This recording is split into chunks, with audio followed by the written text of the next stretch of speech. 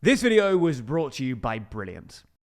Last week, Britain's new Labour government announced the release of thousands of prisoners in England and Wales as an emergency measure to tackle the prison crisis. And that's because Britain's prisons are at absolute breaking point, operating at 99% capacity, and data suggests that the prison population will rapidly outgrow the number of available cells in the next few years.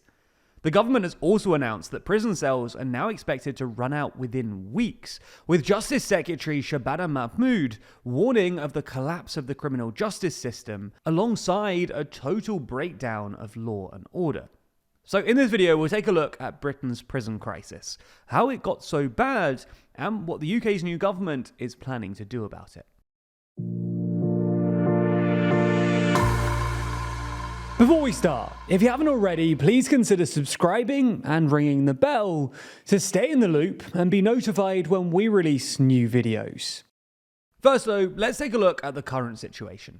Prison overcrowding was one of the potential crises listed in a Labour dossier nicknamed the Shit List back in May. And after taking office earlier this month, Prime Minister Keir Starmer admitted that the situation was even worse than he'd thought.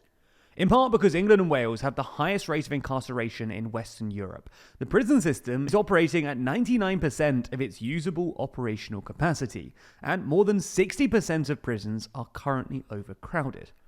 According to Ministry of Justice data from the 12th of July, the total prison population in England and Wales is 87,505 people out of a usable capacity of 88,956. Meaning that there's currently less than 1,500 spaces left, and it's highly possible that these could all be filled before Labour's early release scheme actually begins in September, which has led to several other contingency plans, such as Operation Safeguard, in which prisoners would be held in police cells, also being put on standby. In the worst case scenario, if prisons become completely full, official modelling suggests that police cells would run out in the space of 3 days or less, making arrests impossible and possibly leading to unchecked criminality, looting, and offenders feeling like they can breach bail and licence restrictions without consequence. Now, even after the imminent crisis, prison overcrowding is still forecast to worsen over the coming years. The Institute for Government predicts that the prison population will grow at a much faster rate than the number of new places, with around 4,400 new prison spaces planned before the end of 2025, compared to an estimated 12,000 more prisoners. Now, one reason for this rapid prison population growth is a backlog of cases in the criminal courts as a result of the pandemic. Since 2019, the number of people on remand, that's people being held in prison cells while awaiting trial or sentencing, has risen by 84%.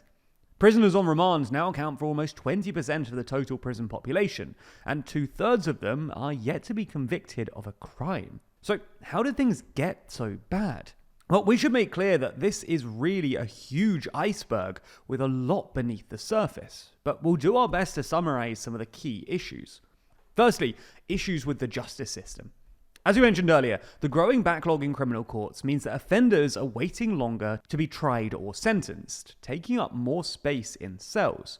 More fundamentally though, as emphasised in a 2020 Ministry of Justice white paper, the UK's sentencing framework does not always target different groups of offenders effectively. This means that some of the most serious criminals are released after serving only half of their sentences, while low-level offenders are often given jail time instead of community sentences, which would help ease prison capacity. Reoffending rates are also stubbornly high in England and Wales, hitting 80% in 2019, and are higher among offenders sentenced to less than 12 months in custody.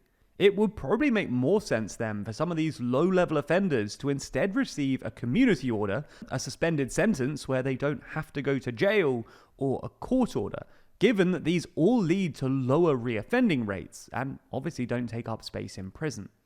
The second closely related issue is the probation service, which is in charge of supervising prisoners once they leave jail. The UK's probation service is dangerously overstretched and understaffed, with data leaked in February 2023 showing that in the 12 regions of England and Wales, 10 probation services are operating at over 100% capacity, with London under the most pressure at around 127% of its capacity. Analysis by the BBC even suggested that in some instances, staff had individual caseloads of more than 70 people. This now means that most prison leavers are only supervised for the first 2/3 of their license period, contributing to high levels of reoffending, which just lands them back in jail. Confusion among prison staff about when prisoners are due to be released has also increased strain on the probation service, and failed rehabilitation, with offenders unable to find accommodation and employment, then leads to more of them being recalled to prison.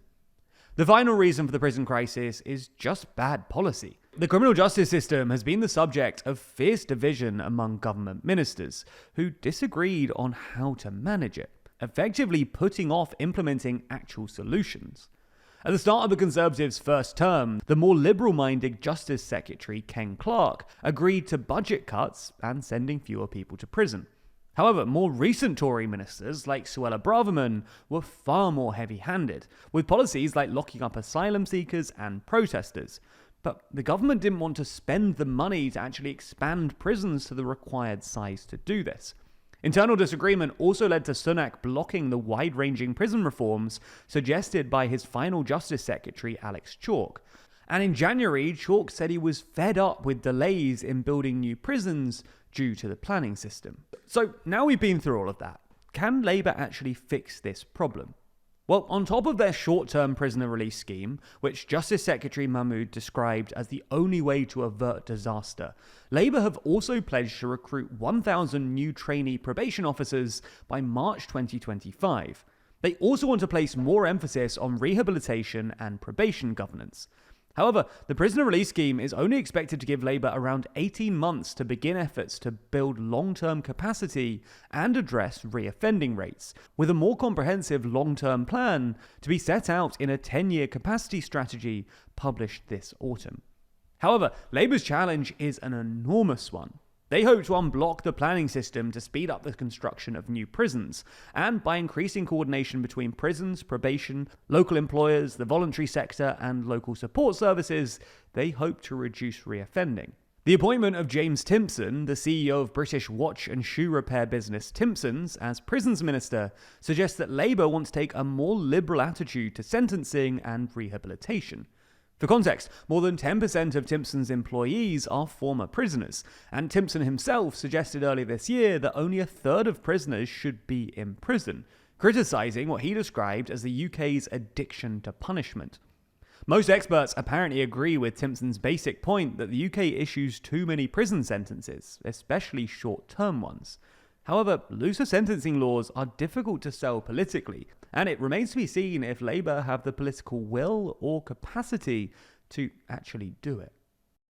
It's interesting that even as people ostensibly into politics, the TLDR team spends more and more time analysing data and economic information as it becomes increasingly critical. But as a bunch of people who are ordinarily more focused on words than numbers, we've really benefited from courses on brilliant.org in order to keep ourselves sharp. That's because Brilliant is the best way to learn maths and computer science in a fun and interactive way. From foundational and advanced maths to AI, data science, neural networks, decision making, and more, with new lessons added monthly. Even if you, like us, don't necessarily think of yourself as a traditionally STEM kind of person, these courses could prove incredibly useful for your life and career.